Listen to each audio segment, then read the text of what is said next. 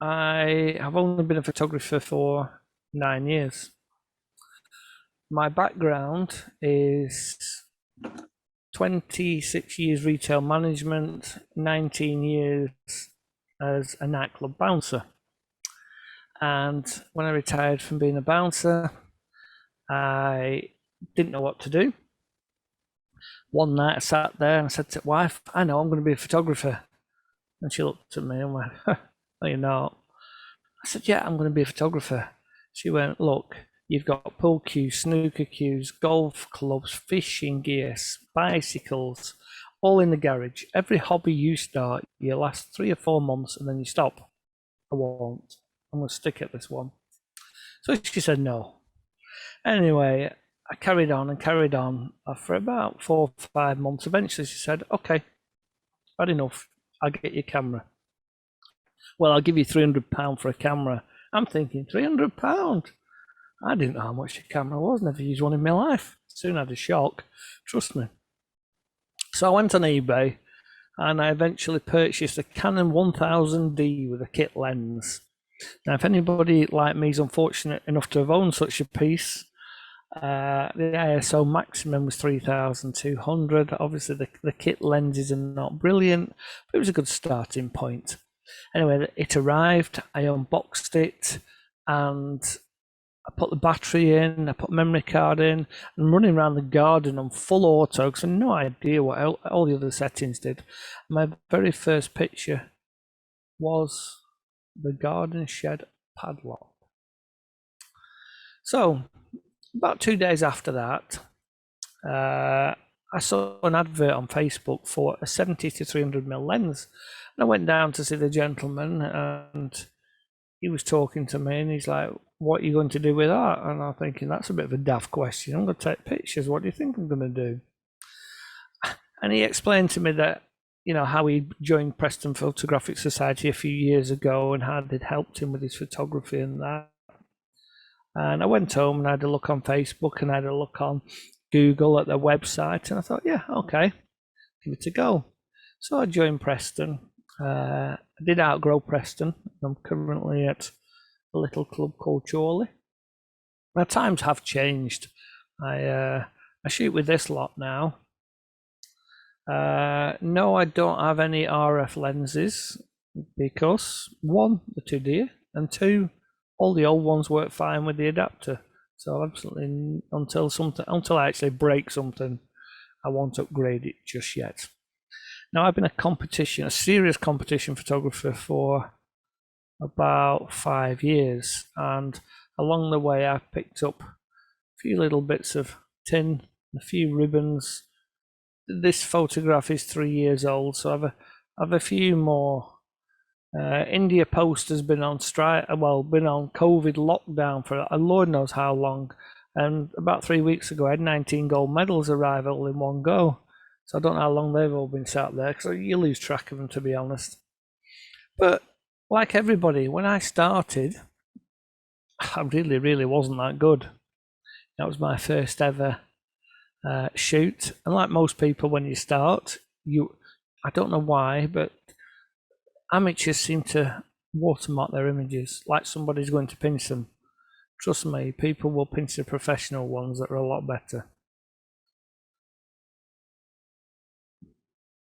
Now, when I took this image, I got up at 7 a.m. or 6 a.m. Some stupid time. It was dark. So did the rest of Preston, to be honest. And I took this picture, and every time I look at it, I didn't know why. Then this gentleman, the red, stood out, and I'm like, it really catches my eye, and I don't like it. I didn't know what I could do. Now I did full monochrome the picture, and it still didn't work. So I colour popped it in the end. Now, luckily, I don't colour pop anymore. I did at the time. Always had an interest in history and things like that. So I started doing something called urbex, urban exploration. So just basically photography in old disused buildings, just recording, bits of the past. And it really appealed to me. And this was an old wedding venue that was on the market for 950,000, and it's still on the market, but mysteriously it had a fire last year. these places can be dangerous. If you ever go to somewhere like this, please be careful, because where I'm stood on, oh, I need my laser pointer. Where I'm stood here, on the next picture, you'll see why. I took all these pictures and I came home to the wife and I went, I need a wide angle lens. So I just can't get what I want in. So I bought a Tokina 1224. That was my first budget lens. And I say budget, it's absolutely brilliant little lens it was. So I went back and I'd been stood there, and that's a week later. So I took that picture stood there, and that whole wall has collapsed down. So yeah, if you ever go to a place like that, please be careful. Now, when I first started, I didn't really know anything about planning or anything like that. I just used to jump in my car and drive. If I saw something of interest, took a picture. Dead easy.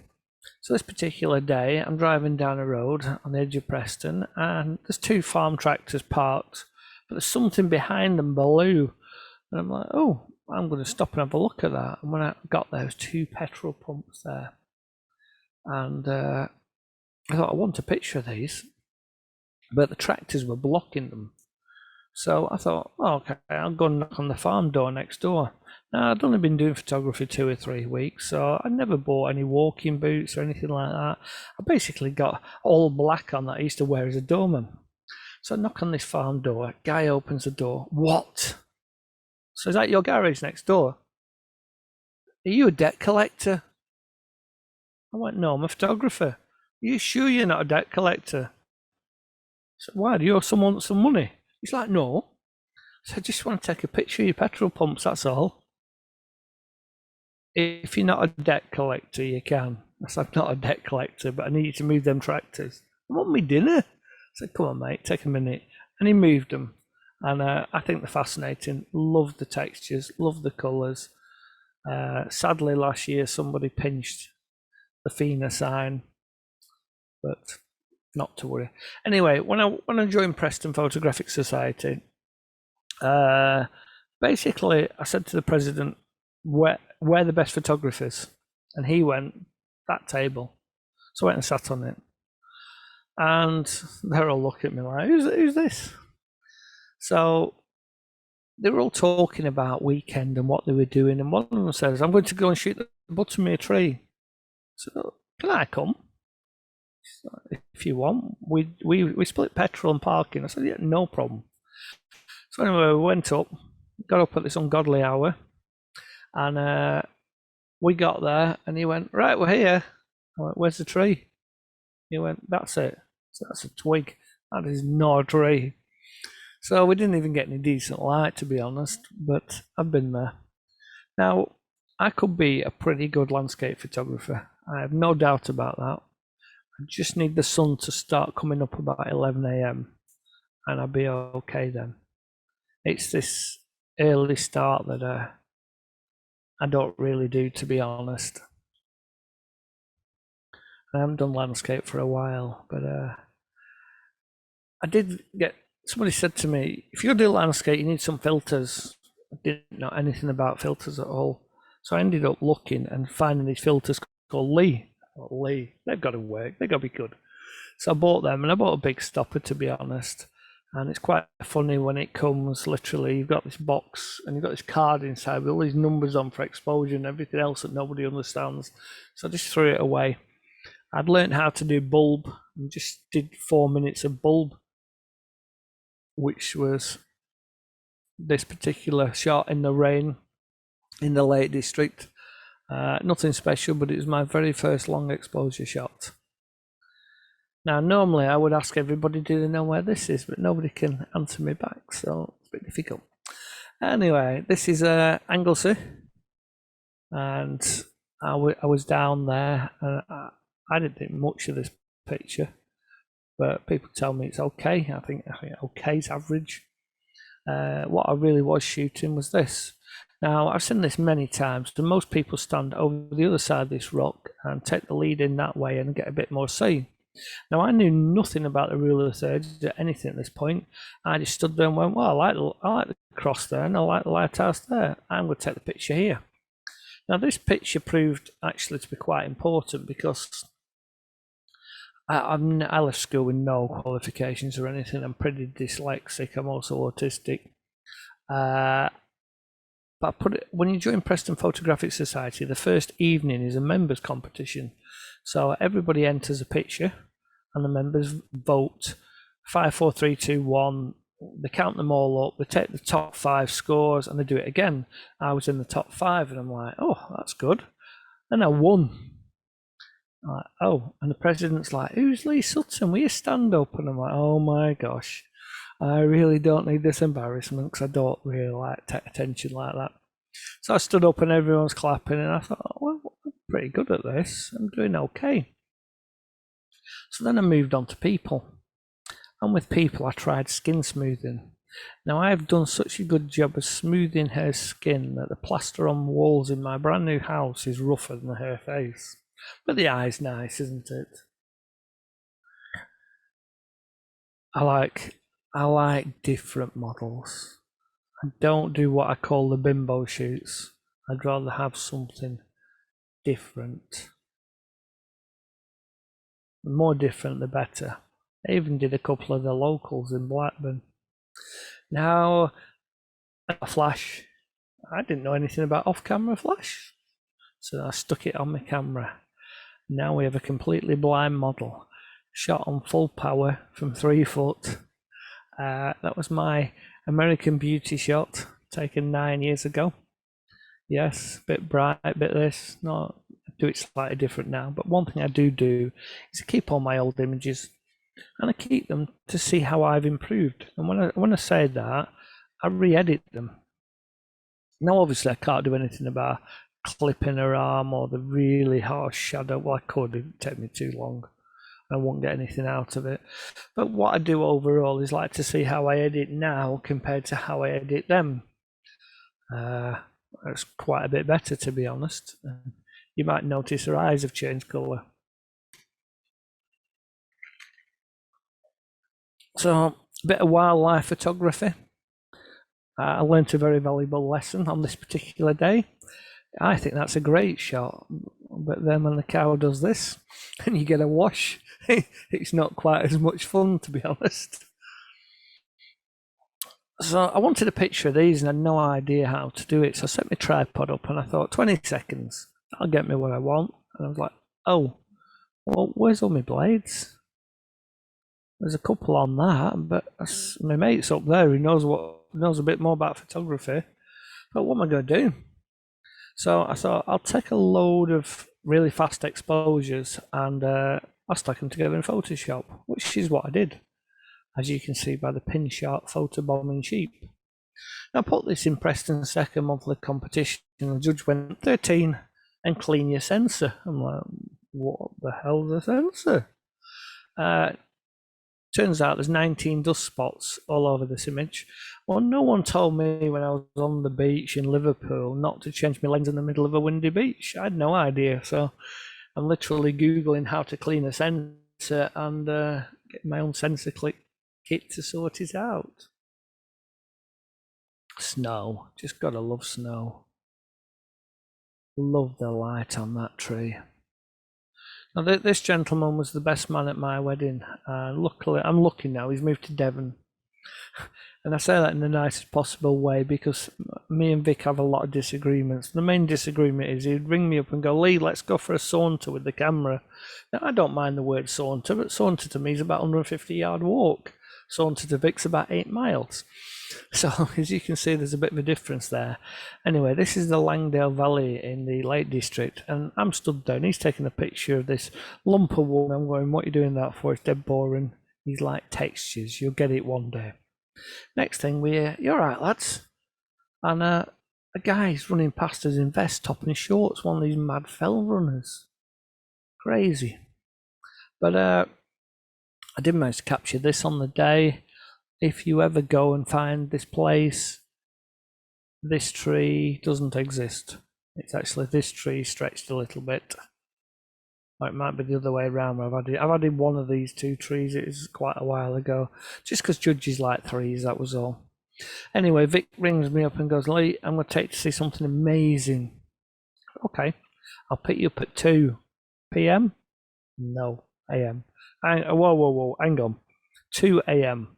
Sunrise is 5:10. It's an hour and 10 minutes to the Lake District. That means I'm going to have to walk for 2 hours. It's only a little hill. Okay, I don't know if anybody's been to Loughrig. Loughrig is quite a very steep hill, and that is Lake Windermere down there. And quite often it gets these inversions.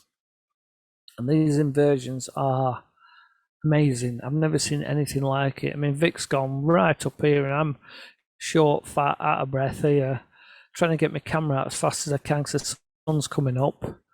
And it was one of the most beautiful things I've ever seen. Probably my favourite picture of the day. Yeah, a bit oversaturated now, but yeah, really loved it at the time. Anyway, a week later, he takes me up another mountain. He calls it a hill. That white thing in the bottom corner is a hotel. So if you're telling me that's a hill, I'm not having it. Again, completely out of puff. When I got there, the view was breathtaking. It was absolutely so beautiful. That is all the way through the Langdale Valley, going right down. Only editing I've done on that picture is I've done a little bit of burn on that top bit of clouds just to pull you into the picture. Now, some of you may remember the Lake District had a really bad flooding, probably 7-8 years ago now. And some people from Preston said, oh, we're going to go up and record it. Now, I'm not being funny. It's a bit disrespectful, that, because people have lost their homes, lost their businesses. So I didn't go. I went up about 4 weeks when the water dropped quite a bit, and I took this picture on Crow Park. I've always liked it. And judges always hate it because they say I've blown the highlights. Well, of course I've blown the sun. You know, it's virtually impossible not to. It's never done anything. And then I got a phone call off Jack Hatter Photography, and he went, Lee, you've won first prize on the Facebook competition. I went, have I? So what have I won? He went, a print of your image. I said, I've got one on the wall in front of me. It's a really nice frame. I said, to be honest, it's just going to sit in a box. He's like, oh, well, what am I going to do with it? I said, do you have eBay? And he went, yeah. So I tell you what, stick it on eBay. If after your selling fees and your postage, it makes any profit at all, we donate it to the disaster appeal. What a good idea. So he stuck it on eBay, 99 pence. Finished up at £284 after a week. And I'm glad it's in somebody's house. Just please let it be in any room other than the downstairs toilet, because that's where they always appear.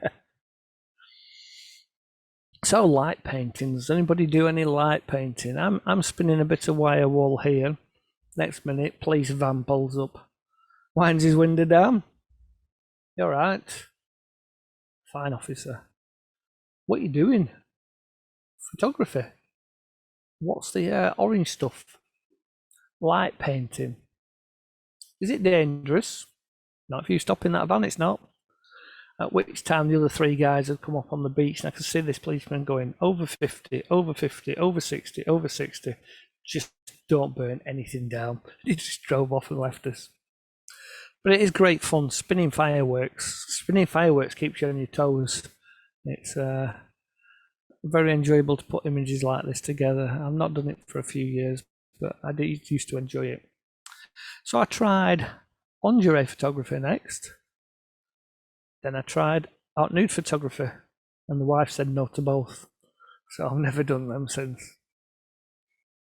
Now, this image I took on Preston Photographic Society's first group shoot that I was a member of, and I never edited it because she's got hair across her face. I didn't know what to do with that. I didn't know how to deal with it.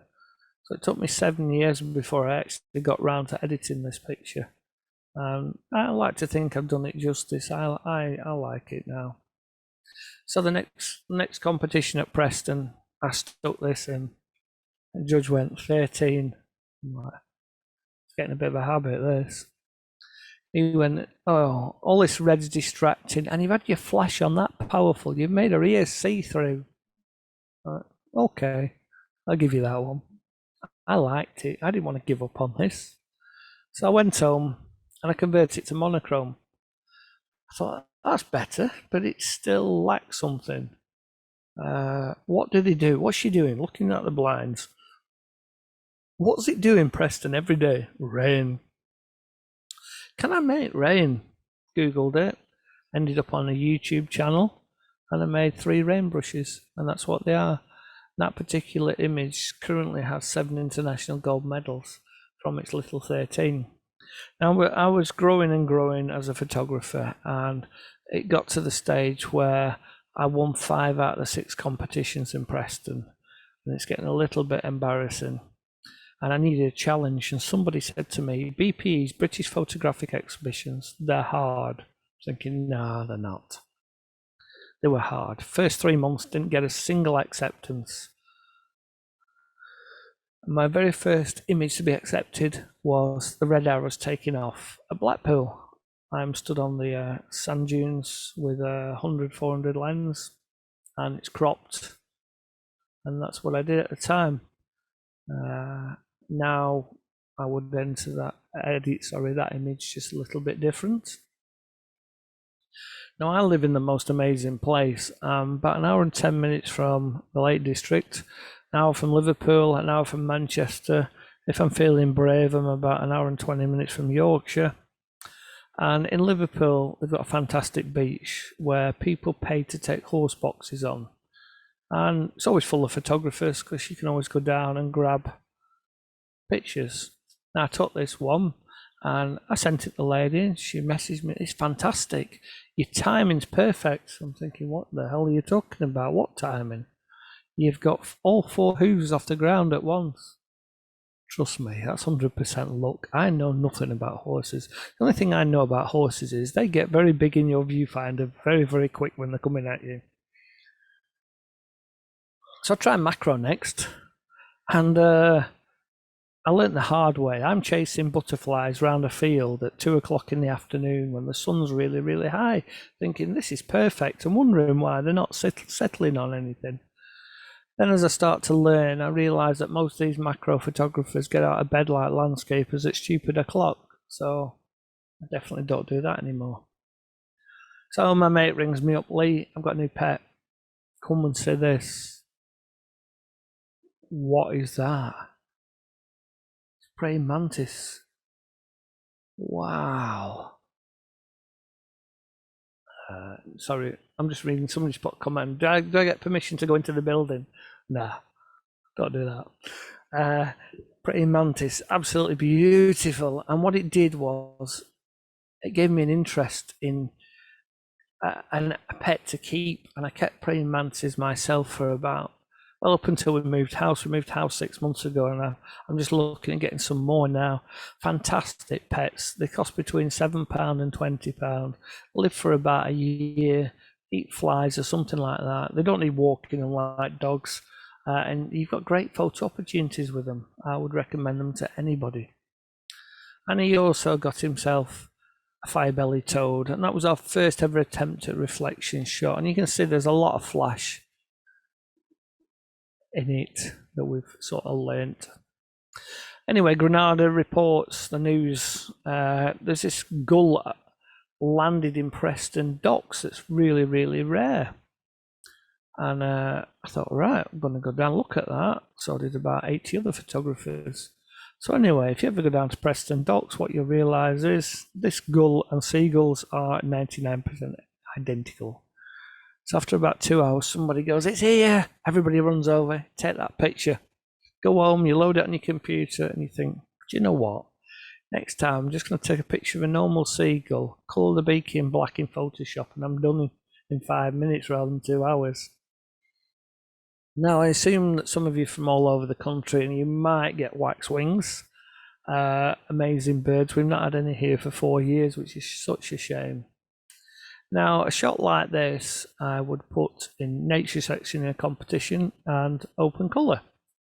But if I wanted to get some more legs out of it, I'd add some textures and then I'd stick it in creative.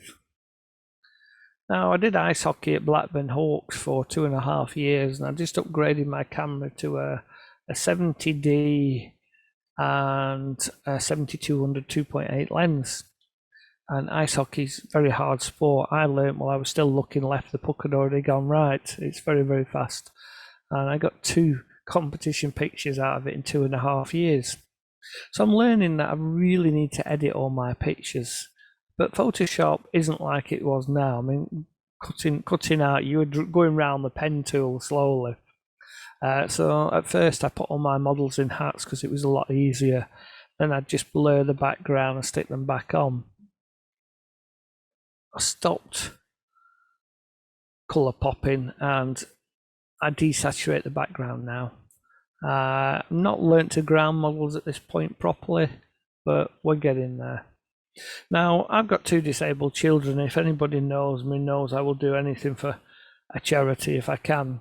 I had this young lady ring me up and go, I'm raising money for, I can't remember the charity now. Would you do a photo shoot with me for a calendar? I'm like, certainly. So I went down and I met the young lady. I'm thinking, yeah, pretty young lady. We'll get some great pictures here. And she went, would you like to meet the rest of the girls? I'm thinking, Lee, you really need to learn to ask more questions about these shoots. The rest of the girls? Yeah, come in. So, rest of the girls. Trust me, guys, when I tell you it was a hard day, it was a hard day. But we produced images suitable for a calendar and they sold £5,500 worth. I don't know what the profit was, but some charity got quite a lot. So I do a lot of these street ghosts, as I call them. The people who are ignored, some through faults of their own, some through no faults of their own. But 9 times out of 10, this is what I see. Now, and somebody said to me, well, you're taking advantage of these people, taking pictures of them. I said, no, I'm actually not. I'm actually trying to raise awareness to help them. Plus, whenever I took a picture like this, I'll always go and have a chat with them. And I won't never give them money, but I'll always offer to buy them food, drink, or anything else they might want. You know, I've been and bought a guy a sleeping bag before. But this guy, something was wrong, something was off. He just looked too clean. And I thought, I'm not going to speak to him. I'll come back in a bit. And as I'm coming back, this Asian gentleman was arguing with him. And I'm like, I'm going to have a word here, because being ex-bouncer and being nosy. So I went up and I said to the Asian gentleman, I said, are you all right? He went, no, I'm not. I said, what's up? Said, it's him. I said, what's he done? He said, he's my next door neighbour, he's not homeless. So he got sent on his way. It is quite rare to get the eye contact. It is very much, they don't exist. And it's such a shame. I mean, this was Blackburn last week. Took that last week, that gentleman. And I literally stood there for 10 minutes and probably 30 people went past, completely ignored him. Now, I'm quite sure you've all heard of our world famous bus station in Preston. No? How? It's the biggest in Europe, second biggest in the world. Now, what was going to happen was they were going to knock it down about 4 years ago. Great. So I thought, I'm going to go and grab a picture, because I always wanted a picture of this clock, because this bottom bit of the clock's never worked in 40 years that I've been using buses. When I went down, these 2 gentlemen just framed it perfectly. So I got my picture thinking, never going to see this bus station again. Then some people started a petition. 4 people, 2 of them didn't even live in Preston.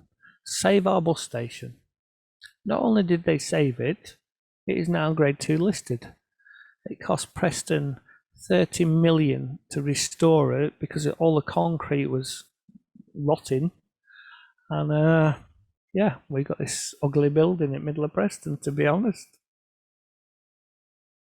Preston also has the longest row of red phone boxes in the country, though sadly they don't look like that now. They're not looked after and they're very damaged. Now, I do quite a bit of street photography. Liverpool, Manchester, London, my favourite locations. Preston, Blackburn. People just give me grief because they're not used to cameras. It's a small town, but you don't worry about it. So I was just due to go to London to do 3 days photography. Got permission off the wife to go by myself, and we got locked down, didn't we? Oh, I was absolutely gutted. I'd have spent 3 days underground just doing shots like this. I could not stage this picture if I tried.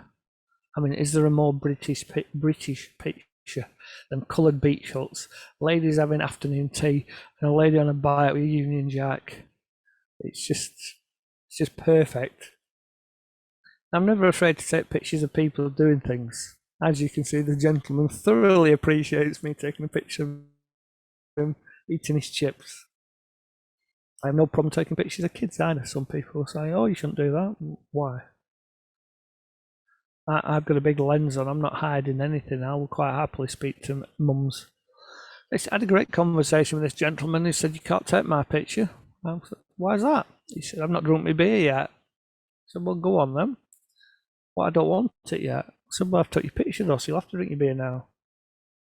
And he sort of looked at me like, and just left. I quite like this one. It reminded me of Lewis Hamilton leaving the Hilton. I don't know why. I just stood there for quite a while at the crossing, watching various people like I do. And I do enjoy street photography, and I do encourage anybody to go out and do it because it's free. It gets you out. If you've got to start taking pictures of the back of people to build up your confidence, fine.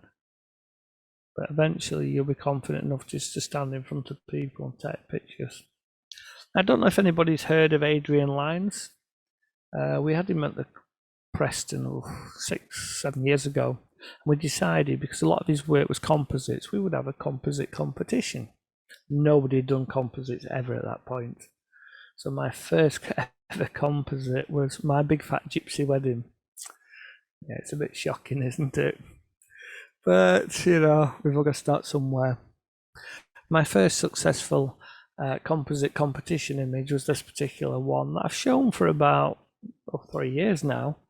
And just before Christmas, a lady went to me, "You flipped that horse, haven't you?" I went, "How did you know?" She went, "Her legs are on the wrong side." Oh, busted. I then started playing with light, and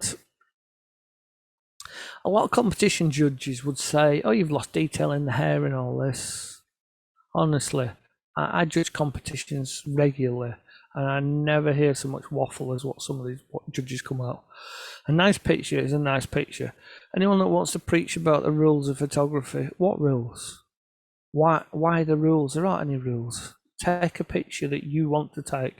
If somebody else likes it, brilliant. If people don't like it, fine. It doesn't matter. Looking and seeing.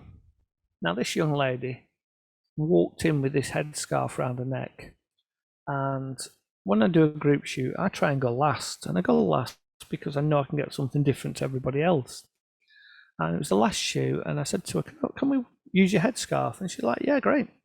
So I wrapped her up like this, and suddenly everybody else was like, "I want that shot." And luckily the president went, "We've not enough time." And the same happened a month later. This young lady walked in with this coat on. Nobody noticed. I was the only one to get this picture.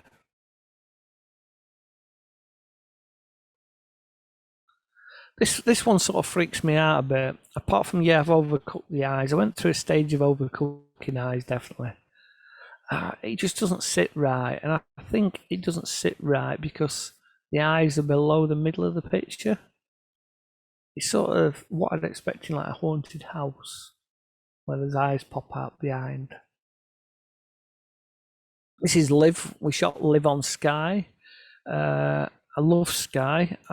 Sky taught me a very valuable lesson that it's possible to get hit in the face with horizontal rain for 7 days. But this was the only time it didn't actually rain when we got Live. So I'm back with my mate, still overcooking eyes. Very high contrasty, black and white. I do a lot of group shoots now because my children just take up too much time, and I don't really get the time at the minute that I need for photography. Anyway, I found out we have a steam museum in Preston. Like, really?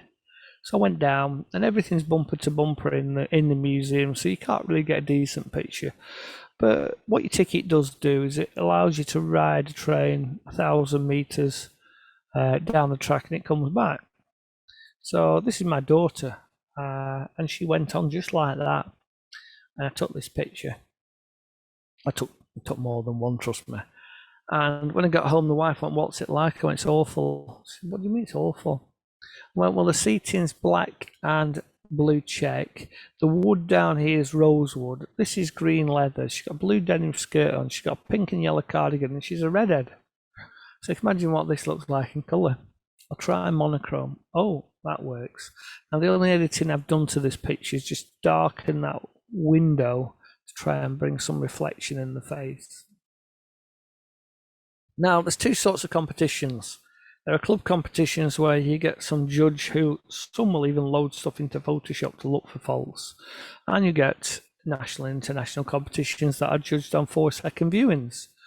Now this does really well in a 4-second viewing, and it's really badly edited. The pitch is not even straight, it's going downhill. There's colour bleed in his arm. I've got really dodgy rain on here where I've artificially blurred the top half. It's got 79 international acceptances, that one. This is another one. Even judges have commented on this. What a great triangle. I've artificially blurred that. It starts up here, ends up down here. It's not even level. And I've cut all the feet off them all. I've never had a comment about it yet. Now, I don't know if anybody's ever been to the velodrome. If you haven't and you get a chance, please go. You'll get some amazing pictures. This particular one I call Left Behind, and it scores really, really well. And it scores really, really well because judges don't got a damn clue. And what happens is there's 4 of them in a line. I've chopped one off here to make 3. And on the last lap, the one that's been leading all the way drops to the back. These 3 guys sprint to the line, and the last wheel across the line is the time. It's a great sport to go. I got to Manchester, and I got to Manchester for 3 reasons. 1, it's dry. It's the only place in Manchester that is. 2, it's 79 degrees in there because apparently that's somewhere near the optimum temperature for the tyres. And 3, they've got a hog roast butty stand. I'm well happy. Now, occasionally you do crazy things, and I was driving down a road, and this woman is throwing birdseed out. I'm like, "Lee, do not stop. Do not stop." I'm stopping. I have this Jekyll and Hyde side very much. And I went over and said, "Are you all right?" And she went, "Yeah." I said, "What are you doing?" She went, "Feed it birds."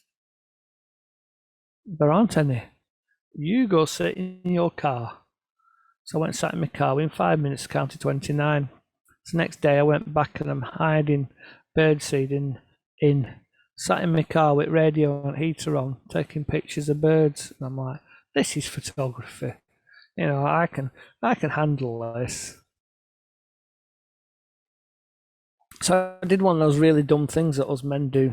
I asked my partner if she'd marry me, and she said, "Yeah." It's all right, I've done it now, haven't I? So she went on a hen do and that, and she's like to me, "Oh, stag do, where you going?" "I'm not telling you."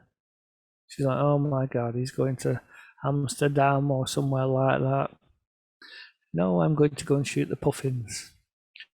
So I went up to Northumberland, and there is Staple and there's Innerfarm. So we landed on Staple, and I literally took 30 pictures of this bird, and it started raining. They went, "You gotta leave." I said, "Leave? I just got here."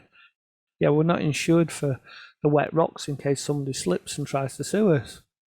So they chucked us all back on the boat, and we went all the way back to the harbour, and the captain went, "Oh, good news, it's raining. I'll take you to Innerfarm." And I don't know if anybody here has been to Innerfarm. What a place. The first thing you see and hear is thousands of birds and seals. When you get closer, you smell it. The smell is pretty overpowering, to be honest. And somebody said to me, a few people at the club, if you go, buy a wide hat, a hat with a wide brim, and put newspaper in the top. I'm like, eh?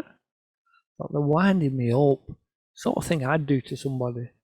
I'm thinking these people are like solicitors, accountants, police officers, they're all respectful.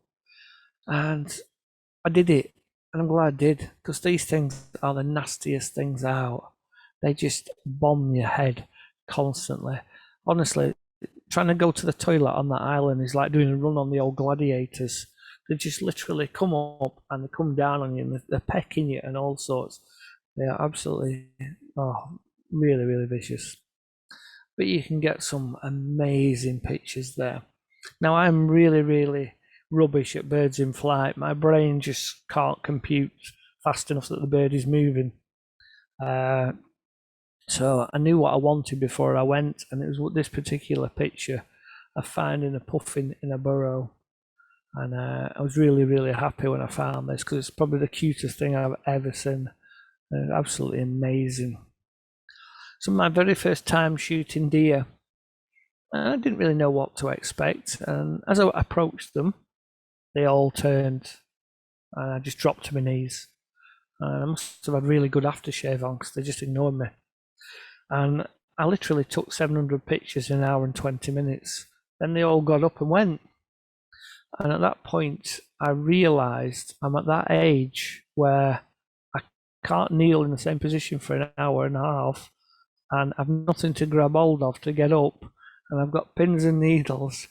So I'm laid on my back in the middle of the field, kicking my legs at air, trying to get some circulation. Just glad no one was around.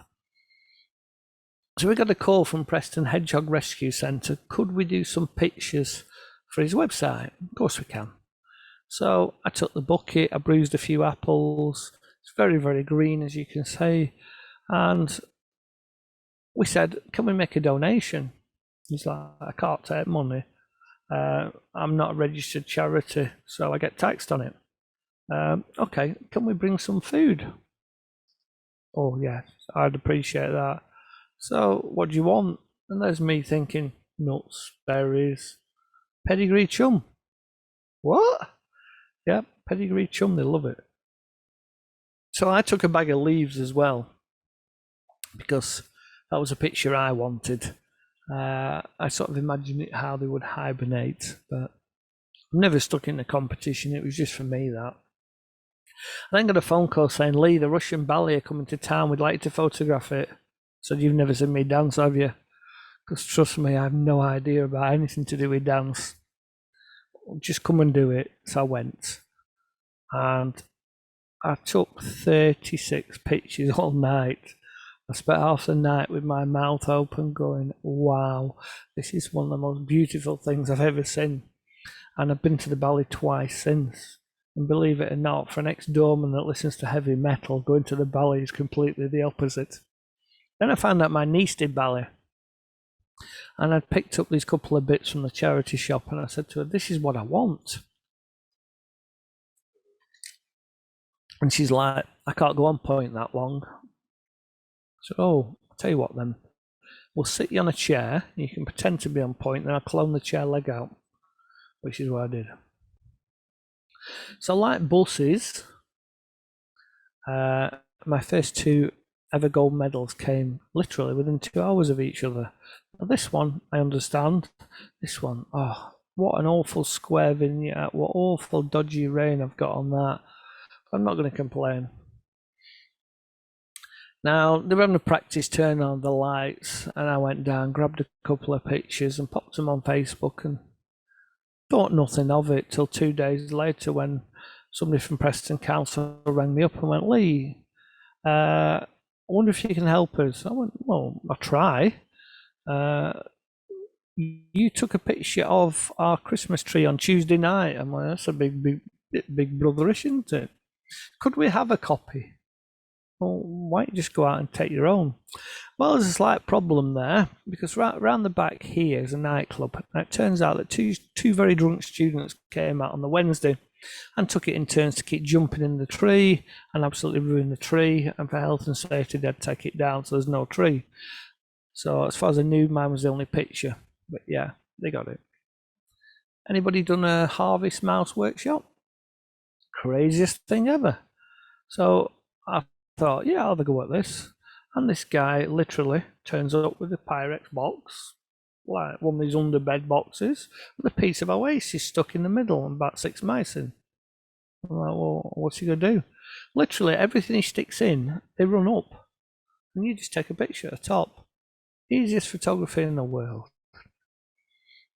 So the waxwings were back in Blackburn, and I knew exactly where. And I went down, and the 2 trees they were supposed to be on were stripped. And there was a gentleman taking a picture of a blackbird. So I wound the window down, went, "Excuse me, mate, waxwings." He went, "Aye, lad." I said, "They're still here?" "Aye, lad." Thinking, I get them all. Where are they? On the estate. I said, "Mate, I'm not from round here. Where's the estate?" "Okay, turn right. Turn at pub. Not first pub. Beer's rubbish. Second pub. White pub. Turn left. You're on the estate." "Will I find them?" "You'll find them." So I'm driving down. I've got my daughter in the car. He's probably about 4 months old at this point. I turn into the estate and literally I stop. I have never seen so much camo on a council estate in my life. There must be 50, 60 photographers with thousands of pounds worth of gear all set up, and there's me walking through with a pink pram and my daughter in there.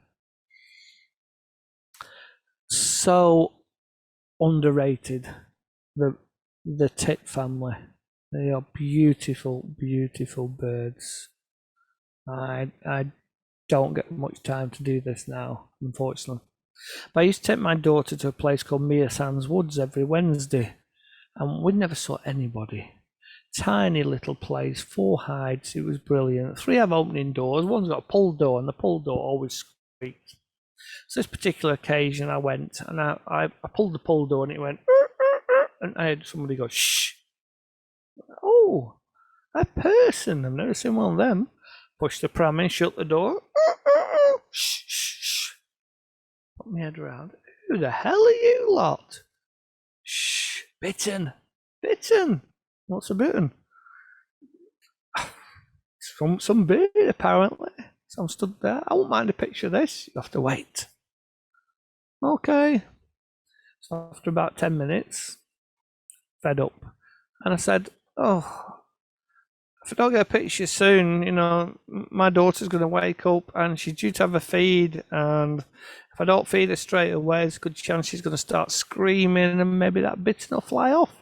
Well, I felt like Moses. They just parted. Literally. Went forward with my camera, took the pictures of this bird and just left them to it. So this particular image was used by Southport BPE. Well, in fact, Wilkinson's used it on the front page of the catalogue and then credited it to a different photographer. So I don't shop at Wilkinson's anymore. That's some family member. I say my brother-in-law. My wife says he's not your brother-in-law. He's some relation to me anyway. So anyway, he asked me to go down and take this picture. I took a load and he liked this one and they sent it back to me and said it's no good. So what do you mean it's no good? I wish I still had the raw file for this one. There's 7 stewards in here I had to take out in orange. It looks a lot better now they've took them out. Now, when I've done cycling, I've took a few shots of famous people. This is Jason Kenny. Just look at the size of them legs. That's any wonder he goes so fast. These guys get up to 45 miles an hour. They really, really do shift. My favourite thing of all is sport. I love rugby. I like real rugby, which is rugby league. Then I also photograph the rugby that's just got the best kicker wins, which is rugby union.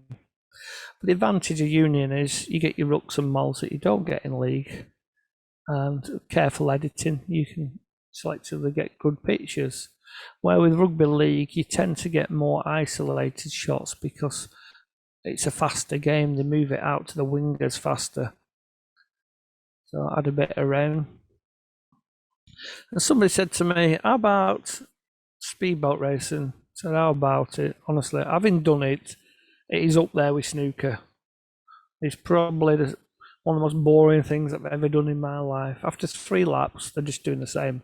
It's not a lot of excitement, to be honest. But then this thing popped up in front of me, and I was like, "Oh, hello!" Now you've got my excitement level up. And there was a pair of them, and they had two little babies. Unfortunately, the babies were under the undergrowth that was overhanging, and just couldn't tempt them out.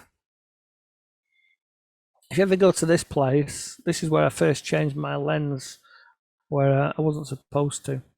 Trying to get a shot that's different to everybody else's is now virtually impossible. They've been shot that much. And a lot of people don't know that there's about 11 of them were took out. When they first put them in, people would ring the lifeboat and say, "Somebody's drowning." And the lifeboat would go out. And obviously, because they were fastened down, they couldn't find anybody. And one particular occasion, they actually damaged a lifeboat on the head of one of them under the water. So a few got selectively removed. So, does anybody know what this is? This is when you're supposed to answer.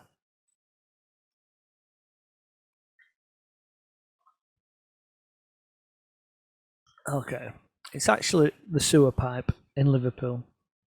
But entering an international competition and call it the Old Pier, it does really, really well. It took me 4 years to get this shot.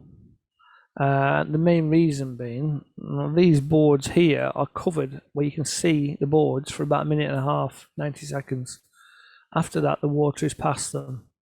So it took many failed attempts to get one. Somebody at the club came up with a brilliant idea of having a photo walk to Southport in November. Lovely.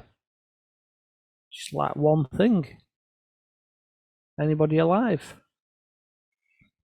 One of my favourite places to visit is Manchester. You look at that and think, well, that's nothing. It doesn't really look anything. But at night it comes alive. And it's so lovely to go down there and shoot at night. So I was feeling brave and I made my way into Yorkshire. And I thought, I'm going to go to Bolton Abbey. I've never been there. So I pulled in car park and guy went, it's £10. So for what? He said, parking. I said, £10? He went, yeah. So what's £10 for? He said, upkeep at building. Upkeep? It's not had a roof on it for 300 years. Anyway, I took this picture. Yeah, I wasn't overly impressed. But on my way around, I saw a couple fly fishing. I never ever watched fly fishing, and they were absolutely amazing to watch. And the lady hooked one, and I'm thinking, this is going to be great. And unfortunately, sadly, she lost it. So a little bit of street photography in the Lake District. Deliberately slowed the shutter speed to get a little bit of movement. I didn't want it all static. I wanted that movement in, so it felt like something going on. Now, being a responsible parent, the first thing you do when your son is eating mud is run inside, grab your camera, come outside, rattle off a few shots, then stop him eating mud. That's the way it goes. So how did I become a professional wedding photographer? Good question. A friend of mine said to me, Lee, you've got a camera? I went, yeah. You do my wedding? No. This went on for months. Literally the Wednesday before his wedding, he went, Lee, you ready for Saturday? I said, yeah, we'll have a few beers and that. He said, no, my photography. I said, no, I'm not doing it. He said, what do you mean not doing it? I said all along I'm not doing it. He went, well, I haven't got a photographer. He said, why won't you do it? I went, well, I've never done one. So if I cock it up, you'll get nothing. He went, well, I haven't got a photographer. So if you get me something, it's better than nothing. So I did my first wedding, posted them on his Facebook, and he shared them as well. And next day, literally, I got a phone call off a lady, you're a wedding photographer. Am I? How much do you charge? 350 quid. Any wonder she booked me there and then. But if anybody on here has done weddings, you can understand what I've done with this picture. I've took out the stage, I've took out the DJ box, I've took out the DJ, all to make that picture worthwhile for them to put on their wall. And I think it's done well. Now, triptychs, we had one at the club, and this one did well, telling the story of the sneaky undertaker. My second one didn't do as well. This is Coco. She was my dog. She's fine, don't worry. We had a friend who basically lost his wife and became very sad and very depressed. And at the same time, we had our second child, and I was really struggling to walk the dog. And I said to my friend, "Why don't you take the dog out for a weekend, and you can have a good walk in that, and get some fresh air?" And he went, "Yeah, what a good idea." And I've not seen my dog in 4.5 years now. She's fine, my friend's fine, and I bought another dog. So everything's happy. And that is the end of part 1. So if we've got any questions, fire away. I'm pretty good on sport. I'm not really good on anything else, but you know, I'm not used to having no interaction at all. Hello. Right, do you want to take a break or what? Or do people just want me to carry on, or?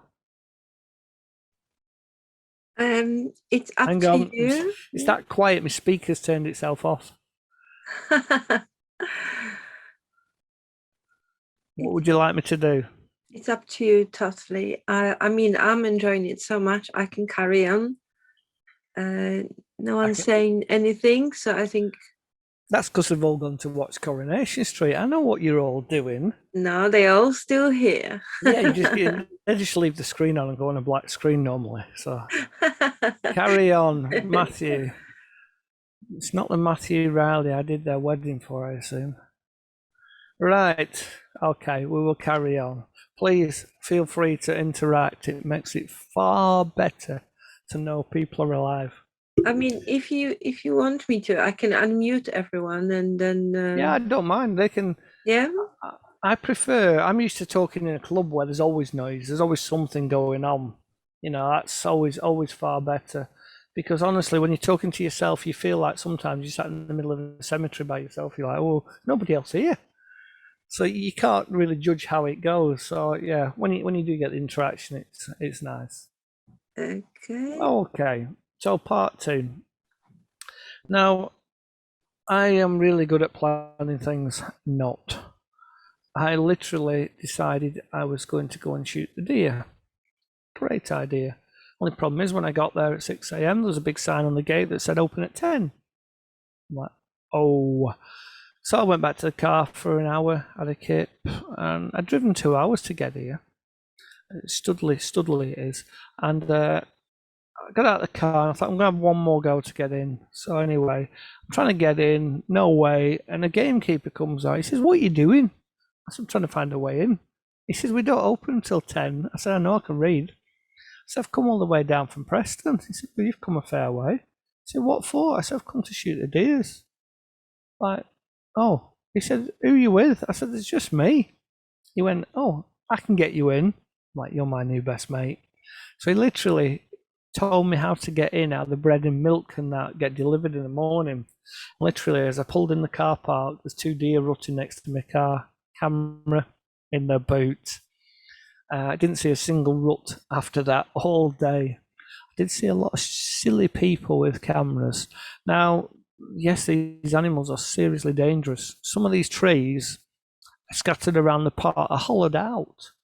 And they're hollowed out so you can actually get in them, just in case one of them actually attacks you.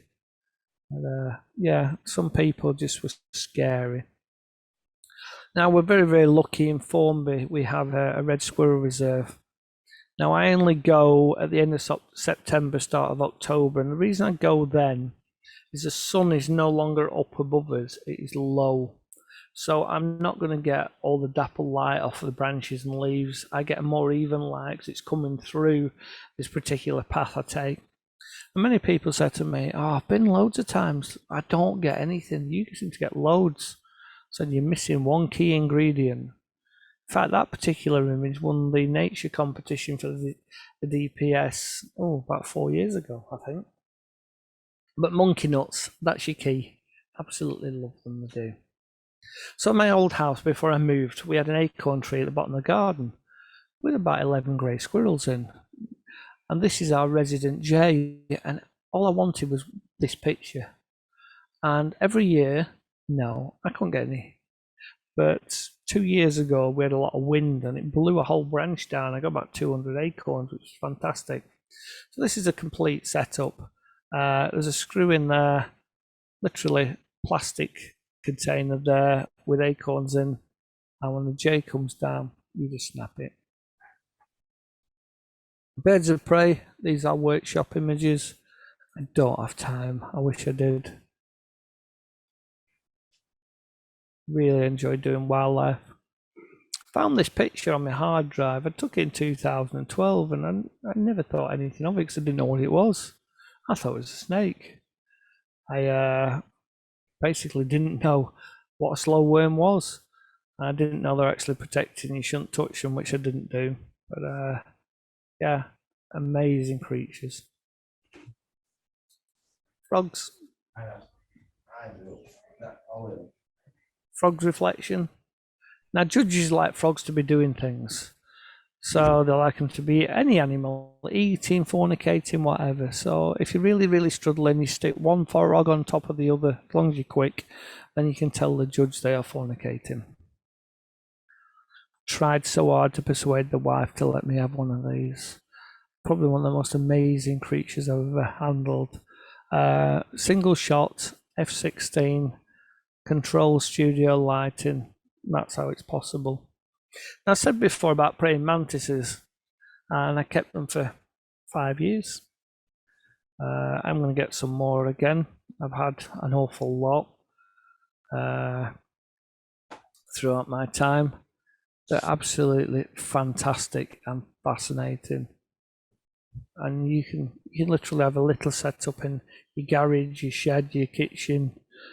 This particular one, I deliberately added some textures and stuck it in a competition, and because it should have been disqualified. No, it got accepted. Oh dear. This particular one, now this is this is a giant Asian mantis, and it's about 6 inches long, and it hated me. Whenever I went near it, it went for me. 2 kids could pick it up. The wife could pick it up. Me, no, wouldn't let me near it. But the detail, superb. This one got a silver medal in the GB Cup 2 years ago. Absolutely fantastic. Now I do motorsport as well. Nowadays, you never seem to get any accidents or anything. On this particular day, I was lucky. I'd never done bikes, and I learnt that bikes are a lot harder to do than cars. They really, really fly. This gentleman just flew straight off, and you sort of wince a bit where you take a picture thinking that's gonna hurt. And what you're glad to see is him up, fit. He couldn't carry on because the rules are you've got to be able to pick your bike up yourself, and they're huge. He couldn't do, so he was out. I get these crazy notions, and this particular one was I want a fisheye lens. No idea why. So I looked at Canons, it's 950 quid. I thought, I'm not paying that. So I found a Samyang manual focus F8, I think it is. Not F8. What is it? 12 mil. 12 mil f2.8, and it is absolutely brilliant little thing. And that's the first picture I took of the Manchester Velodrome. Normally I would not turn a picture like this to monochrome, but because of the race where everybody's got a different coloured hat on, a different coloured jersey, it gets very, very distracting. Obviously I just wanted the focal point of the leader of the pack. That's why I chose monochrome. I was very lucky the last time I was there to be able to photograph the Sky GB team. And I was in the middle bit after, and there's a queue, and there's me thinking queues for food. So I join it and I get to the front of the queue, and there's this lady there signing programs. Would you like me to sign your program? So I give her my program. I say, who are you? And she laughed. She went, I'm Laura Kenny. I'm like, I'm going to have to Google you. Apparently she won the gold at the Olympics 2 years before, but I didn't know who she was. So I practiced my panning. Now that looks level, but I'm actually shooting right down the arch there. I got down to a 60th of a second to get that picture, so it was very, very useful morning. Now, if anybody knows anything about cycle racing, the biggest problem is with the individuals. One guy starts on one side of the track, the other guy starts on the other, and they never pass. So you end up with hundreds of pictures like this. So you're like, well, I can stick him in a competition, but I know they're going to bomb straight away. So with a little bit of magic, I make a story. A little bit of Photoshop, put them together, and you've got a stronger picture of them racing. And I do that quite a lot now. Vikings. I love Vikings. I love doing composites as well. Now, I was doing a shoot with a company called Session Days, and it was at Hack Green Secret Nuclear Base. Well, that's what it said on the sign. So I'm thinking, secret, this is going to be hard to find. Anyway, go down this country road, literally in front of you, it's this building, probably 60 foot high, 100 foot long, 50 foot wide, with 300 foot antenna next to it, and you're thinking that's a secret? But it's self-contained inside. It was everything from the Second World War, and it had its own cinema room, and one of the models was in the cinema, this one. And don't get me wrong, this young lady is absolutely stunning. You can't take a bad shot if you try. So I took this picture, I got it home, and I added the light to make it look like she was in the pictures. But the more I entered it in the competitions, it did really, really well. The blue annoyed me, and her neck annoyed me, because she's done all this work on her face, and look, the neck's a different colour. So that was when I originally turned it to monochrome, and monochrome sits a lot better with me on that. But like I said, you just can't take a bad picture of her. Pips from Huddersfield, fantastic, absolutely fantastic model. Now sometimes you get lucky in photography without paying attention. Now I was doing this shoot and I was saying to the little boy, just walk towards me, and he was doing. And I hadn't noticed the guy in the background. And to be honest, if I noticed him, I'd probably have turned it to portrait. And if I turned it to portrait, I'd have lost the story. So I came home, I loaded it up. I went, wow. So I called the wife and I said, what do you see there? She went, a boy in a suitcase. I said, is that it? She went, yeah. I said, what do you see? I said, a little lad being packed off in the war, and his dad that's sad, he's going to have to go fight in the war. If you say so. So she didn't get it. Now, I shoot all types of models, and like I said, some are very, very different. Tally's really, really different. Then you've got the likes of Ben. That's a composite, that. If you want to start off doing composites, simple thing like this, get a mirror, just place your model on it, ask them to close their eyes, don't move a muscle, just open their eyes. And when you've done it all, you then realise the ring's not straight. There's nothing you can do at that point. So I just bought an 85mm f1.2, and I decided I wanted to get a shot nailed at f1.2. This took me 69 attempts to take a picture of Jenny. The editing I have done on this image is, this was all green. Turned it to winter colours to match her hair and the guitar. As you can see, Jenny is completely white. She's one of those ladies that you take outside and suddenly becomes like the reflector. She's that white, all the light just bounces off her and she's like, oh no. So bearing that in mind, I decided to give her some freckles. So she found that quite funny. But I just played about in Photoshop and made some freckle brushes. This guy's from London, Retro Rob. Wow, what a model. He's absolutely awesome. Probably one of the most professional I've ever shot. And again, I was playing with Photoshop, and I thought I'd try and do a glass effect, so I did. And for near enough 2 years, it sat with nothing. I tried bullets, couldn't do bullets properly. I tried all sorts. And somebody said to me, why don't you put a stick of dynamite in? I thought, I can draw that. So I drew a stick of dynamite just to finish it. Now, this image got me told off a judge. If anybody wants to say why, or knows why.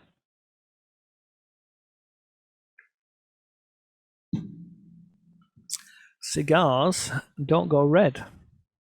They're always grey at the end, and they only smoke if they've been puffed on. So that cost me points in a competition.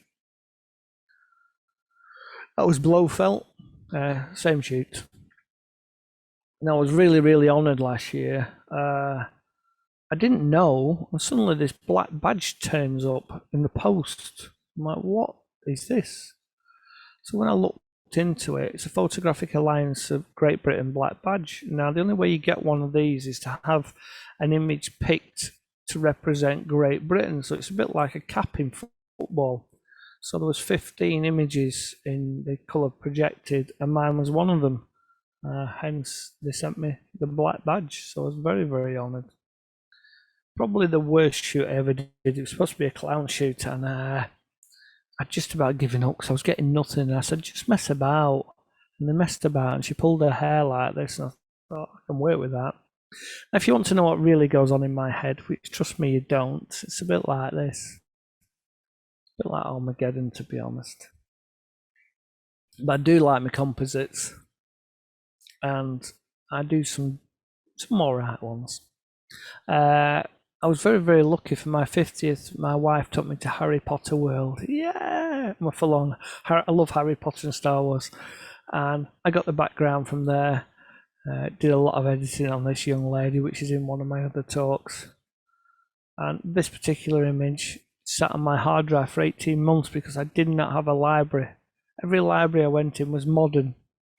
And just before lockdown, I'm doing a wedding and I wander into this room and it's a library. I must have been missing for about 40 minutes. So, straight out of camera, would it do anything in a competition? Nah. It's too busy, isn't it? Plus, everyone knows they're not real. You know, a field mouse would feel your vibrations and be gone.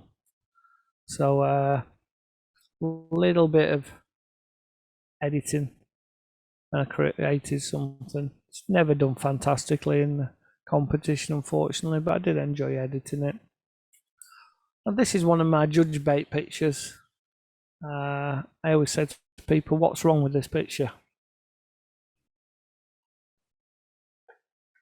I always ask a question when I need a drink.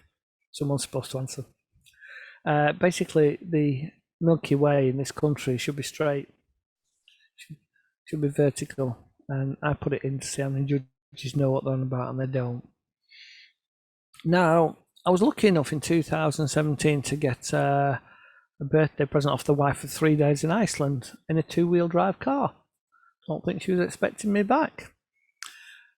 And she booked me in Reykjavik, and she went, yeah, it's not far, it's only this far, map. That far in Iceland, map's about 150 miles. So I'd driven 6 hours to get to this, and I went right past it. And if you keep going past it, and the road forks, I took the right fork. The right fork ends up at the prison, which is great when two men come out with guns and go, what do you want? And I'm like, nothing, bye. So anyway, on the way back, I saw where I was wanted and parked. And I trudged all the way up here. It was minus 26. That sounds cold, and it's really, it's weird. The snow is like powder. And it's not, honestly, like here, like -3 felt colder than what minus 26 felt there. So I trudged all the way around, set my tripod up to photograph Frozen Waterfall 1, Frozen Waterfall 2, Frozen Waterfall 3. That was the best I could do. Now, shots like this is sort of a composite. So the background is a walkway, and I have added a bit of colour, a few bits of yellow tape, and some writing to give the impression he's in a secluded unit, a secure unit. Then we put a piece of glass up and spray it with water. What I always do is change the eyes though, because I don't want, the first place the judge is going to look is that card, it's the brightest. Then he's going to come across to the face. Now I clear the eyes. I put new eyes in so there's no water on them, just to get a better shot. Now, when you get characters like this, you can get some really, really good close pictures. And they do really, really well. When you play with Photoshop, you can do them in colour, you can do them in mono, you can put 1 card, 2 cards, as many as you want in. Now, the PAGB rules stipulate that the main subject can only be used once in a competition. Okay, I've used it once. Oh look, I've used the background again because there's no rules on the background. I've actually used it about 5 times, that background. So going on from my earlier mistakes, I've learned to convert these sort of shots to monochrome. Dead easy to do, and you get any lady who's got lovely eyes, or even bloke, and you get a fantastic shot. So I thought I'm going to go for my ARPS. I really hate panels, as Tom will know. I don't like the principle of panels at all. To me, it should be about photography and not writing a statement. But last year, I started putting together a panel for my ARPS that I'm still putting together because basically lockdown. So I'm deciding I'm going to do some sort of fine art. But I'm just gathering pictures at the moment. A lot of my studio photographs, you'll notice, have no flash on. I do not have any hot spots of flash because I've learnt to use flash.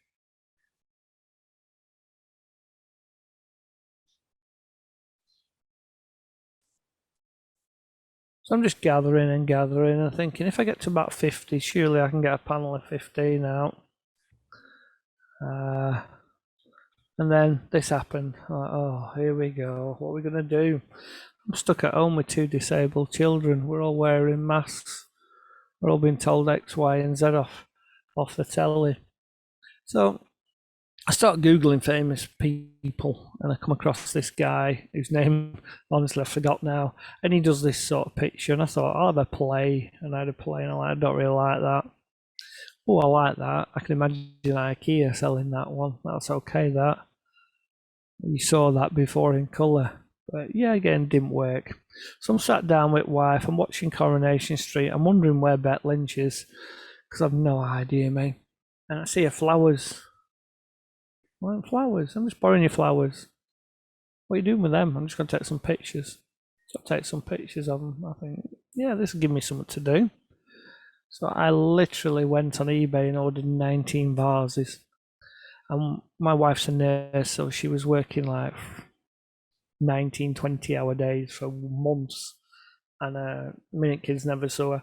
But she'd come home, she'd go, oh, you bought me some flowers, that's lovely. But why have some of them only got a 2-inch stem? I've no idea. Honestly, no idea.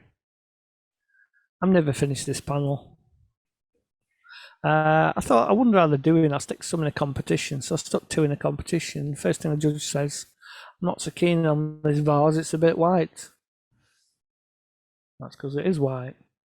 Don't like length of flowers. Well, the length of the flowers is exactly the same length of the vase. But okay, I get it. Oh, I like this one better. The vase isn't as white. No, it's beige. It's obviously not white, but you didn't get it. Anyway, at the old house, we had one neighbour who was an absolute pain in the backside, but she had this beautiful tree in her garden. So, 2 o'clock in the morning, full black hoodie, pants, garden clippers. I was cutting bits off her tree just to get this particular picture. Now, having a go at a dandelion clock, that is one of the easiest things to do. Get yourself on eBay, Amazon, anywhere, get a little black tray or dark blue or something dark. Mine was 6-inch by 4-inch, probably only about a centimetre. Piece of blue tack in, and you stick it in, fill it up with water, take the picture, that easy. Do the ARPS photograph side simple, the SOI is the hardest. I don't know what an SOI is. Oh, statement of intent. Yeah, especially when you're dyslexic and haven't got a clue on words. Yeah, I just want my pictures looked at. So one step further, I wanted to get this right, but I couldn't. I literally got an insulin syringe because that's the smallest you can get, and I did this 80 times roughly. And every time I dropped the ball on it, it fell over. And this is the closest I got in the end to actually getting a decent picture. Now, unfortunately, in lockdown, my dog gave birth to 3 pooping machines. which are these. We managed to sell them all via Zoom to new owners, and this was the day before they were due to go as we came out of lockdown. And I put this picture on Facebook, and I had a lady ring me up and say, I wonder if I can pick your brains. I said, well, this is going to be a short conversation, isn't it? She went, no, seriously. She said, I do a lot of dog photography. So I'm there going, okay, let's have a look. She said, you're pretty good. She said, I can't get multiple puppies to sit like that. I said, really? She went, yeah. I said, well, you see that groove there? She went, yeah. I said, see that groove there? She went, yeah. I said, they're on dining room table. They're not daft, they don't fall off. Now this is Jack. Jack is absolutely fantastic. Jack is a Johnny Depp lookalike. Unfortunately, in lockdown, he put on, like most of us, a bit of weight. So when I took these pictures and sent him a picture going, "Oh, you egghead," he soon went on a very much of a diet. On this particular shoot, he had to bring his wife because he couldn't physically go to the toilet because these fasten all the way up because of the weight. Another thing I played with during lockdown was something called LUTs, lookup table. They used a lot in films, but I found them to be very, very effective with backgrounds. And I'd done this one, I'd done it black and gold, really loved it, and realised I'd missed 3 blades of grass. I'm not doing it again. Charlie Chaplin serenading somebody. Now this particular shoot was really, really good fun because I had to actually create this light, and I take pictures of textures and all sorts wherever I am. These were taken about 6 years ago. I was literally sat in the garden one summer evening with my fire pit, and I was just kicking it, and the flames had come up, and I'd just take a picture. And I've had them that long. The hardest part was actually lighting the horseshoe, and everywhere I went, oh, I don't know if I've done it right. Should it be sparking when it hits it? Funny enough, about 20 talks ago, a guy went, I'm a blacksmith. I went, really? He went, honestly. He said, no, it shouldn't be sparking. If it's sparking when they hit it, the metal's too hot and too brittle. Now, this is very much a Marmite picture. At critique evening at the club, everybody hated it. Now, it's been in 7 competitions now and got 7 acceptances. So it must be doing something okay. What lockdown did was it gave me the chance to play and improve my Photoshop skills, which I did. I did a series of Alice in Wonderland. I'd done the shoot before, and it's just a case of putting things together. And none of these probably will be competition images, but they were just something to keep my sanity. So I put him in a bubble, like we're all in bubbles at the point, and everyone said to me, why is there only one bubble? So I did a few more bubbles and a couple more characters. That's quite a recent one, Sad Hatter. Idea of him reminiscing on his younger days when he was partying and having a good time. I literally drove home and I said to my little lad, have you been throwing paper out of the window? He went, no, because it looked like paper on the garden. So I go over to it. There was 3 ink cap mushrooms, which were great. I don't know if anyone knows Roy Rimmer. Roy rang me up and went, Lee, I've got a wasp nest. I went, okay, great. Let's photograph it. Oh, that doesn't sound a good idea. Anyway, by the time I went round to Roy's, he'd already set this up. We literally had about 200 wasps everywhere, in your hair, on your hands. It's like you won't get stung, no sharp movements. We didn't get stung once. It was probably the most uneasiest time I've ever felt. Very difficult to, you would like some movement, but the wings go that fast. It's really, really difficult, especially when they're flying, to keep the movement and get everything else. Now, hopefully we have some Star Wars fans.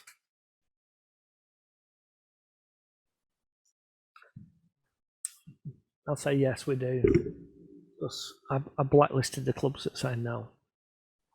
My son is again, he's autistic, but he loves Lego, and he's only 5, and he makes the most amazing things.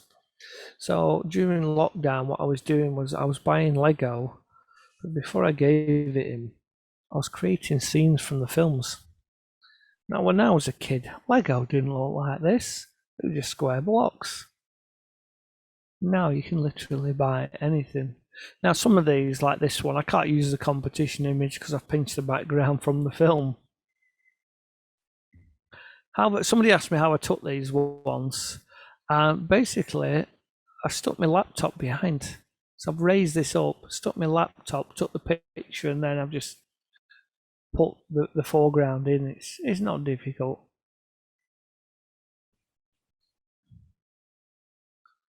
So yeah, I had some great fun doing these.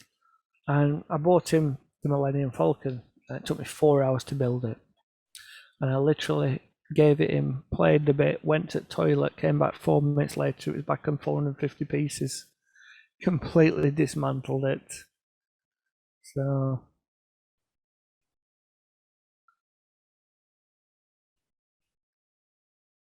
there's another one. And I'm quite sure a few of you will recognise Jabba. And that probably must be the most famous picture. But I had to go at horse portraits as well. A lady called Janie Lazenby does a lot. I took a lot of inspiration off her, and I do actually cover that in depth on one of my other talks. But it was something I did. I don't really have many fully sharp pictures of horses because I'm not a horse lover, but it was fun. So I managed to sneak this in during lockdown. Now this is pretty much straight out of camera. So the first thing I look at is, all these annoying bits. Let's get rid of them. Okay, and I've cleaned that up. Now let's work on the model. Now work on everything in layers. So when I've worked on the model, and she's just sat there at the moment because I don't know what to do with her. Whether I will leave, I'll probably not leave her on that. I'll probably cut her out and put her on something else in the end. Now this particular picture, everyone says the same thing. It's like, why have you left the light in the back? Because it's not finished. I have not got a picture of Batman. What I'm going to do is I'm going to open this door up and have Batman stood here, and then I'm going to put some light coming down when I get Batman. It's on my list this year. So, the Joker again, changed his eyes to match his waistcoat, just added some smoke. Not my favourite, but that does better in competition than my favourite, which is these, which is a very close one, which is exactly the same image, but the other one scores higher. And like I said, getting critique on an image is really, really important. I put this in critique evening, and everybody went, Lee, well, what? What are you doing? Picture. Your highlights. I said, where? You sometimes become that blind to editing your own pictures. I hadn't even seen these 3 windows. But anyway, it was a 2-minute fix. And it's good to go. Now, a friend of mine, Graham, rang me up and went, Lee, I'm going to do some remote shoots. What the hell's a remote shoot? So he explained how it works. He's like, if I do the shoot for free, will you edit the pictures? Well, yeah, sure. So I made sure the cigar was the right colour on this one. I smoothed out all the background. I put text on the book. I lit the candle, and I lit the cigar. And it's having smoke regardless because I like it. So this was another one we did. And as you can see, he's not even ironed his background. And he's like, Lee, I need this one back fairly quick. I need you to put something on the canvas. I'm like, no problem. I can do that. Dead easy, that. So I sent him a picture. I did edit it properly later on, but different ones. So I've been working again on my flowers, and maybe I'll get round to eventually doing a panel of these flowers. I don't get anything out of them, that's the problem. I don't. When you take pictures of certain things that you love, like sports, you get a feeling of, this is brilliant. When I do still life, I'm like, this is like wallpapering. Again, dark. I like dark, moody images. Light and bright like this don't do anything for me. Composites, I love creating composites. Now this image I put in critique evening, and they didn't like the colours, they didn't like this rainbow around there, and they said her face is too light on this side, so it needs another light source, because if you look down the side of her head, yeah, it does. So I stuck another light source in. Thinking the next edit is I'm going to remove this hand completely and that spark and change that spark to a different color, and maybe it'll work. But it's the same Harry Potter background as the previous one. And when I do portraits like this, I deliberately pick a white sheet, easy to cut out, no problem at all. So this was my first edit on a very bad day, when everyone said to me, Lee, why is there a meteor shower in the background? I'm like, oh God, that really is bad rain, isn't it? So I'll just stick her in Iceland, because she's supposed to be the ice queen. But then I just create something like that for no reason other than I can. Can't use this because the goldfish isn't mine, it's Google's. I haven't got a goldfish, but I just wanted to play with the concept.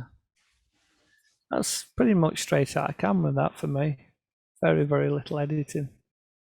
Well, this one killed me.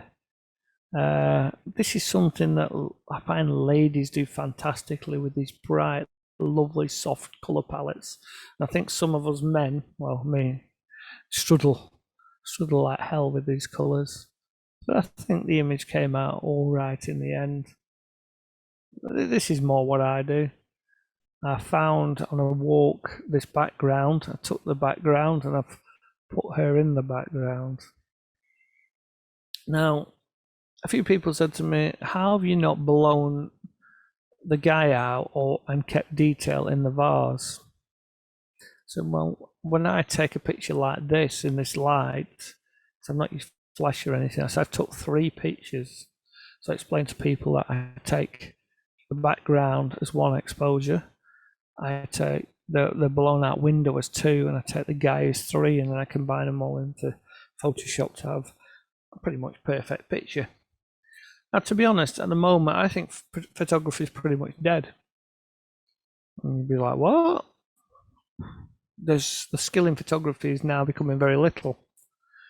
The reason I say that, this particular image, and I've got 70 of them exactly the same, is taken at 1/60th of a second, ISO 6400, f1.2 with eye tracking, and all of them pin sharp.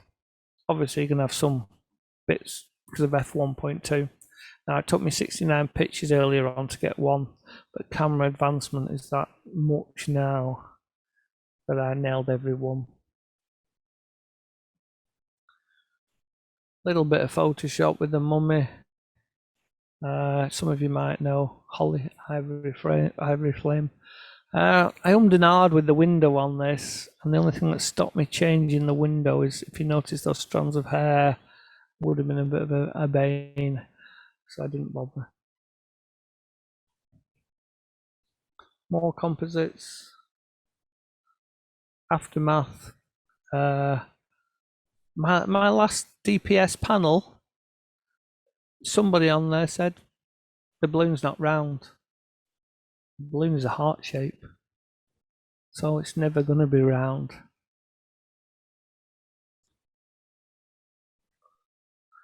Now, when I took this picture, I was with 2 gentlemen who were fairly novices at photography, and they said, when I put the hood up, they went, well, we can't see his face very well now. So again, I explained that when I take a picture like this, I do it in 3 bits. So I take the overall picture, then I focus just on the face, and then I really focus on the eyes. So the eye picture will be overexposed. I put them all together in Photoshop. Yeah, I've enhanced the colours on that because he's not a real character. He's actually a computer game character. Now, one thing I always say to people like this is there anything you'd like for your portfolio? And this gentleman said, yeah, I really want the cover of the game. It's from The Witcher. Is it Vladimir or somebody? I can't remember now. But he's on the cover of the computer game. And I know it because I played it. And I said, yeah, I don't know the picture, but do you know the pose? He went, yeah. So I came home and I created it near enough exactly. And he was over the moon with it. I do crazy stuff that's never going to be in a competition, just for fun. That was taken in Wales, the top bit. This guy was on a photo shoot in Manchester, a place called Antwerp Mansion. If you're ever lucky enough to go, it's a terrible place, but it's really popular for photography and films. And the guy actually bought this vehicle from the Judge Dredd film, and it sat in his front garden. And just before Christmas in Blackburn, we had the Knife Angel, and it's pretty sobering to actually stand there. The statue is 27 foot tall with over 1,500 knives in, and it does make you think a lot about things that go on in the street. Oh, these dogs, was 3 of them. I've never come across a lady with dogs trained as well. They would just sit there. They were absolutely fantastic. And again, with a similar sort of picture, I just play with editing. So I decide to give it some flowers, I decide to give it some real heavy snow. It all depends. It's just me improving my Photoshop. I'm not saying these will do anything in competitions. I mean, they'll certainly not appear in a panel, because they won't. They're not good enough. During last summer, I found, well, not just me, a few of us found some foxes, some baby cubs. And I'm not one to ever put wildlife in any danger at all. I will not interfere.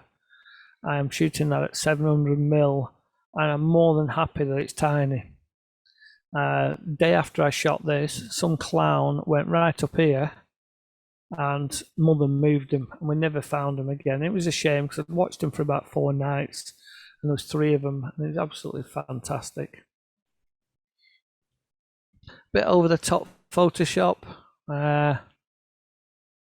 This is us, the puppets. That's the media feeding us all this garbage. Yeah, it's my political one.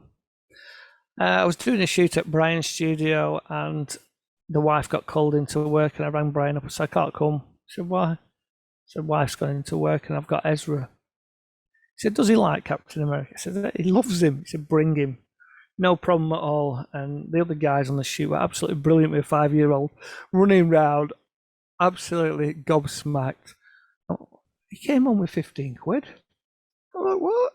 Everyone giving him money for sweets? But this guy, great. He's bought a new helmet that's a different version for Captain America, but he's really paid $6,000 for his outfit. He said it's a proper crazy, some of these people.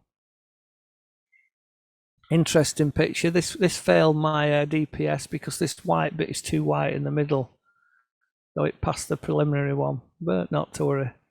Am I going to alter it? Nah, I like it as it is. Sometimes I took this picture because I wanted men to know it's okay not to be okay. Sometimes we have bad days, and men won't talk about bad days. But if we're asked, we tend to open up a little more. So I tend to ask a lot of people now, are you all right? Anything in general. This is Jack again, after he's lost his weight again. Willy Wonka shoe. He took him 2 years to put this costume together. He literally researches the fine details, and it's absolutely fantastic. Molly, well, she was just superb. That's pretty much unedited because it's f1.2. It was on the street, and I didn't really want to do a lot because I don't sometimes. But then there's this one where this is the last one. What have I done on this? Well, she had flash in her hair, as you can see there. It's a bit bright and a little bit hot there. So I've dulled those down. Basically dulled, there's a whole line of flash all the way down. I actually cover this in a different talk of what I've done. And a bracelet was very, very reflective. And I've just added something to the background, brightened her face and made her eyes pop. So that's me done. Enough of me talking. So if anybody else wants to join in now, feel free. Thank you, Lee. You're welcome. That was amazing to see. I wanted to ask you about the image that I chose for the advert, but you already said that it was all about the beginning of pandemic, isn't it? The wearing masks and yeah, it bombs in every competition, that one. It's when I looked at your website, that was for me like, wow. It's amazing. I liked it, and it was relaying the message of, people were watching us wearing a mask where we were, because you literally went in supermarkets and you'd be looking at people who hadn't got a mask on, thinking, why have they not got a mask on? I'm asthmatic, I wear a mask, and it got a bit like that. Mm-hmm. But it's each to their own, isn't it? That doesn't bother me.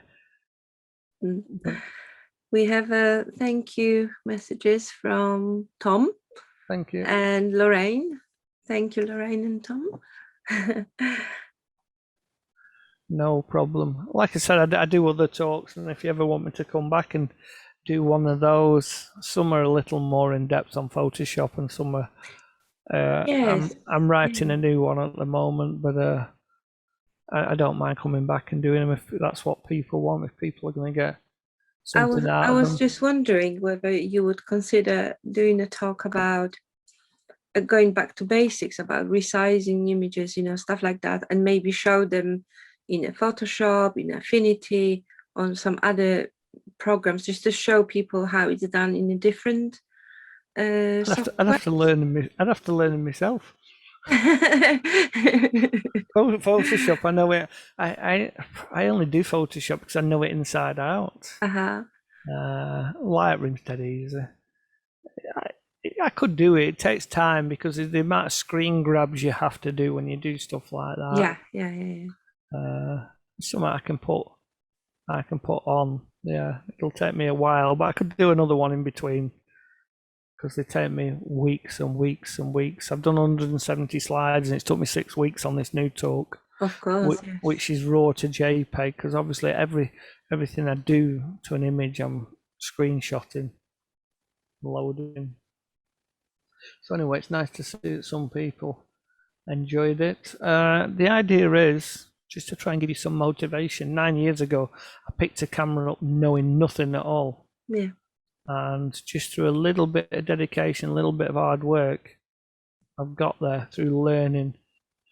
One tip I will give people, I often ask people, how many hours last year did you take photos? And they'll go, don't know, 200.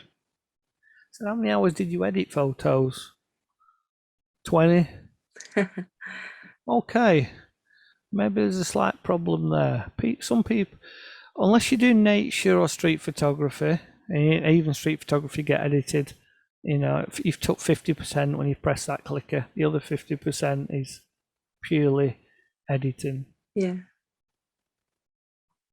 But if anybody wants any help, needs any help, find me on Facebook. I'm on the DPS page. Drop me a message. More than willing to help. Anybody who's got a passion for photography, who wants to improve, I've got time for those people. That's great. Thank you very much. And yes, we look forward to seeing you again here. And good luck with the new talk. Thank you. Right. I'm gonna catch the end at Man United game possibly. Right, and thank you, everyone. All right. And thank you for having me. And good night. Thank you. Thank you. Bye-bye. Bye-bye.